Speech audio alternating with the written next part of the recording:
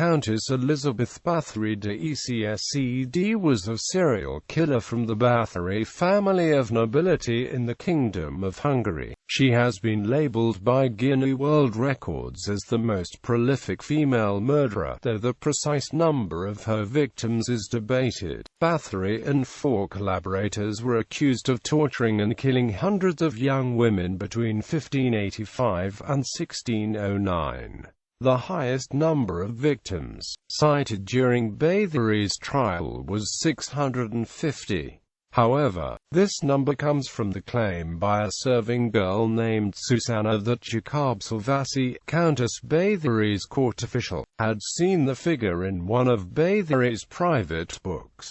The book was never revealed, and Silvasi never mentioned it in his testimony. Despite the evidence against Elizabeth, her family's influence kept her from facing trial. She was imprisoned in December 1609 within Ecsed Castle, Upper Hungary, and held in solitary confinement in a room whose windows were walled up, where she remained imprisoned until her death 5 years later. The stories of her serial murders and brutality are verified by the testimony of more than 300 witnesses and survivors, as well as physical evidence, and the presence of horribly mutilated dead, dying and imprisoned girls found at the time of her arrest. Stories which ascribed to her vampire-like tendencies were generally recorded years after her death and are considered unreliable. Her story quickly became part of national folklore, and her infamy persists to this day. She is often compared with Vlad III the Impaler of Wallachia, on whom the fictional Count Dracula is partly based, and has been nicknamed the Blood Countess and Countess Dracula. Biography. Early years. Elizabeth Báthory was born on a family estate in debated, Hungary, in 1560 or 1561, and spent her childhood at Ecsed Castle. Her father was George Báthory of the Ecsed branch of the family, brother of Andrew Bonaventura Báthory, who had been voivode of Transylvania, while her mother was Anna Báthory, daughter of Stephen Báthory of Somleo, another voivode of Transylvania, who was of the Somleo branch. Through her mother, Elizabeth was the niece of the Hungarian noble Stephen Báthory, king of the Polish-Lithuanian Commonwealth and Prince of Transylvania. As a young woman she learned Latin, German and Greek. Born into a privileged family of nobility, Elizabeth was showered and endowed with wealth, education and a stellar social position. Married life. Elizabeth was engaged at age 11 to Ferenc Nadasdy, the son of Baron Tamás Nadasdy de Nadasdy Fogersfold and also Old Ucanazi, in what was probably a political arrangement within the circles of the aristocracy. As Elizabeth's social standing was higher than that of her husband, she refused to change her last name, remaining a Báthory. The couple married when she was age 15 at the palaces of Verano on 8 May 1575. Approximately 4,500 guests were invited to the wedding. Elizabeth moved to Nadasdy Castle in Salva and spent much time on her own, while her husband studied in Vienna. Nadasdy's wedding gift to Báthory was his household,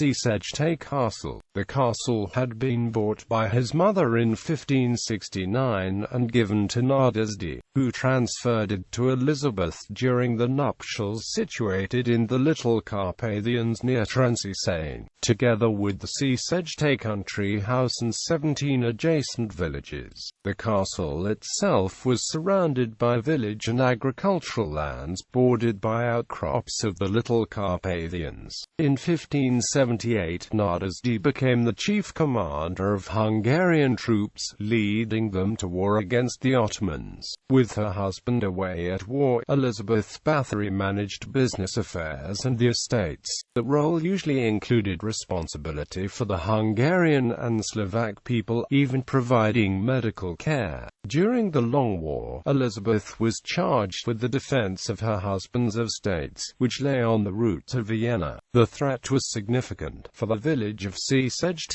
had previously been plundered by the Ottomans, while Sava, located near the border that divided Royal Hungary and Ottoman-occupied Hungary, was in even greater danger. She was an educated woman who could read and write in 4 languages. There were several instances where she intervened on behalf of destitute women, including a woman whose husband was captured by the Turks and a woman whose daughter was raped and impregnated. Her child, Anna Nadezhdy, was born in 1585 and was later to become the wife of Nicola Vyzerinsky. Her other known children include Orsolya Nadezhdy, who would later become the wife of Istvan II Benyo, Catalin Nadezhdy, Andras Nadezhdy, and Paul Nadezhdy, father of Ferenc II Nadezhdy. Some chronicles also indicate that the couple had another son, albeit a lesser-known child, named Miklos Nadezhdy, although this cannot be confirmed, and could be that he was simply a cousin, as he is not named in the 1610 will of the Countess.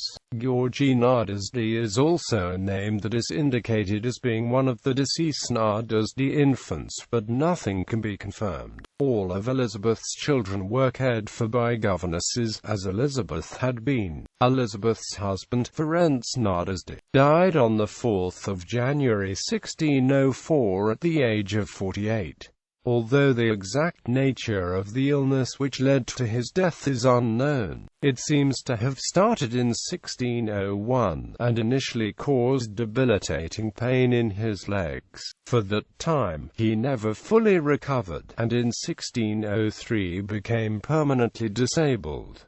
The couple had been married for 29 years. Before dying, Ferenc Nadezhdy entrusted his heirs and widow to Georgi Thurzo, who would eventually lead the investigation into Elizabeth's crimes. Accusation investigation between 1602 and 1604, after rumors of Báthory's atrocities had spread through the kingdom. Lutheran minister István Magyari made complaints against her, both publicly and at the court in Vienna. The Hungarian authorities took some time to respond to Magyari's complaints. Finally, in 1610, King Matthias II assigned Georgi Thurzo, the Palatine of Hungary, to investigate. Thurzo ordered 2 notaries to collect evidence in March 1610.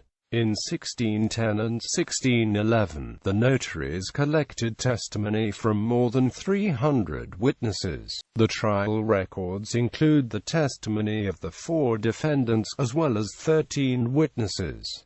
Priests, noblemen and commoners were questioned. Witnesses included the castellan and other personnel of Sava Castle. According to all testimony, Báthory's initial victims were the adolescent daughters of local peasants, many of whom were lured to Ecsed by offers of well-paid work as maidservants in the castle. Later, she is said to have begun to kill daughters of the lesser gentry, who were sent to her gynaeceum by the parents to learn court etiquette. Abductions were said to have occurred as well. The atrocities described most consistently included severe beatings, burning and mutilation of hands, biting the flesh off the faces, arms and other body parts, freezing or starving to death. The use of needles was also mentioned by the collaborators in court. Some witnesses named relatives who died while at the gynaeceum. Others reported having seen traces of torture on dead bodies, some of which were buried in graveyards, and others in unmarked locations. However, 2 witnesses actually saw the Countess herself torture and kill young servant girls. According to the testimony of the defendants, Elizabeth Báthory tortured and killed her victims not only at Ecsed but also on her properties in Sava, Nemetkarista, Pozsony, and Vienna, and elsewhere. In addition to the defendants, several people were named for supplying Elizabeth Báthory with young women, procured either by deception or by force. A little-known figure named Anna Darvulia was rumored to have influenced Báthory, but Darvulia was dead long before the trial. Arrest Thurzo went to Ecsed Castle on the 30th of December 1610 and arrested Báthory and 4 4 of her servants who were accused of being her accomplices: Dorothea Semte Ecsed, Ilona Jo, Katarina Benica, and Janos Uveri. Thurzo's men reportedly found one girl dead and one dying, and reported that another woman was found wounded while others were locked up. The Countess was put under house arrest. Although it is commonly believed that Báthory was caught in the act of torture, there is little evidence to support this. Initially, Thurzo made the declaration to Báthory's guests and village people that he had caught her red-handed. However, she was arrested and detained prior to the discovery and presentation of the victims. It seems most likely that the whole idea of Thurzo discovering Báthory covered in blood has been the embellishment of fictionalized accounts. Thurzo debated further proceedings with Elizabeth's son Paul and 2 of her sons-in-law. A trial and execution would have caused a public scandal and disgraced a noble and influential family, and Elizabeth's considerable property would have been seized by the crown. Thurzo, along with Paul and her 2 sons-in-law, originally planned for Elizabeth to be spirited away to a nunnery, but as accounts of her murder of the daughters of less nobility spread, it was agreed that Elizabeth Báthory should be kept under strict house arrest and that further punishment should be avoided. King Matthias urged Thurzo to bring Elizabeth to trial and suggested she be sentenced to death, but Thurzo successfully convinced the king that such an act would negatively affect the nobility. Thurzo's motivation for such an intervention is debated by scholars. It was decided that Matthias would not have to repay his large debt to Elizabeth. The trial of Báthory's accomplices began on the 2nd of January 1611 at Bátorka, presided over by Royal Supreme Court Judge Theodosius Simeonsis de Zulo and 20 associate judges. Dozens of witnesses and survivors, sometimes up to 35 a day, testified. All but one of the Countess's servants testified against her. In addition to the testimony, the court also examined the skeletons and cadaver parts found as evidence. The exact number of Elizabeth Báthory's victims is unknown, and even contemporary estimates differ greatly. During the trial, Szents and Fico reported 36 and 37 victims respectively during the periods of service. The other defendants estimated a number of 50 or higher. Many Sava Castle personnel estimated the number of bodies removed from the castle at between 100 and 200. One witness, a woman named Susanna, who spoke at the trial, mentioned a book in which Báthory supposedly kept a list of a total of over 650 victims, and this number has passed into legend. As the number of 650 could not be proven, the official count remained at 80. Reportedly, the location of the diaries is unknown, but 32 letters written by Báthory are stored in the Hungarian State Archives in Budapest. 3 of the defendants, Semte Ecsed, Jo, and Fico, were condemned to death and the sentences carried out immediately, before being burned at the stake. Semte Ecsed and Jo had the fingers ripped off the hands with hot pincers. Fico, who was deemed less culpable, was beheaded, and his body burned. Benica was sentenced to life imprisonment, since testimony indicated that she was dominated and bullied by the other women. Following the trial, a red gallows was erected near the castle to show the public that justice had been done.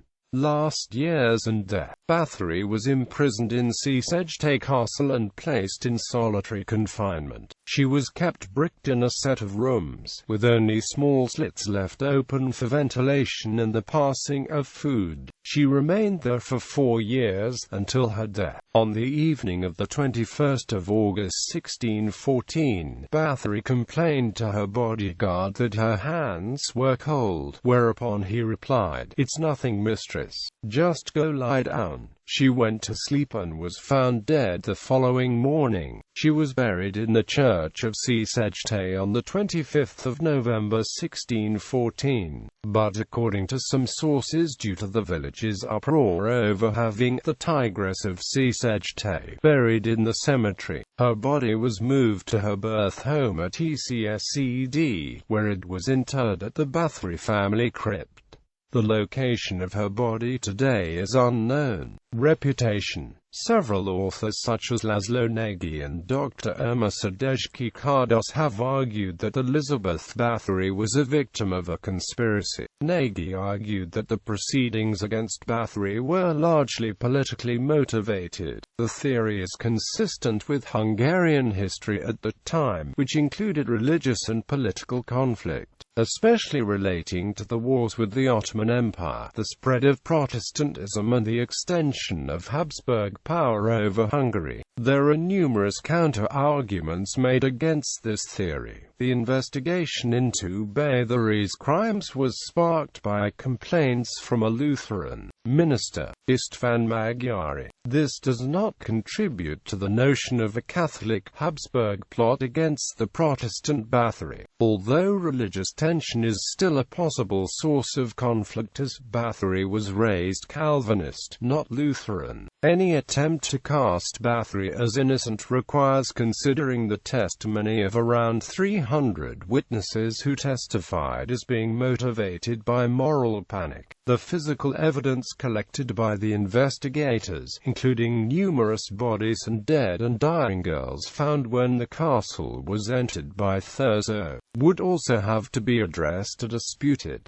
Szedezki-Kardos argues the physical evidence was exaggerated and Thurzo misrepresented dead and wounded patients as victims of Báthory, as disgracing her would greatly benefit his political ambitions. Torture. Various torturous acts have been attributed to Báthory, although many claims are probably exaggerations of pop culture. Claims were made accusing Báthory of stripping servants of the clothing and forcing them to stand in the freezing cold until they died from hypothermia. Folklore and popular culture. The case of Elizabeth Báthory inspired numerous stories during the 18th and 19th centuries. The most common motif of these works was that of the Countess bathing in her victim's blood to retain beauty or youth. This legend appeared in print for the first time in 1729, in the Jesuit scholar Laszlo Turoczi's Tragica Historia, the first written account of the Báthory case. The story came into question in 1817, when the witness accounts were published for the first time. There included no references to blood baths. In his book Hungary and Transylvania, published in 1850, Jean Paget describes the supposed origins of Báthory's bloodbathing. Although his tale seems to be a fictionalized recitation of oral history from the area, it is difficult to know how accurate his account of events are. Sadistic pleasure is considered a far more plausible motive for Elizabeth Báthory's crimes. The legend nonetheless persisted in the popular imagination, perhaps in part because of Báthory's connection to Transylvania and vampire lore. Some versions of the story were told with the purpose of denouncing female vanity, while other versions aimed to entertain or thrill their audience. Ancestry.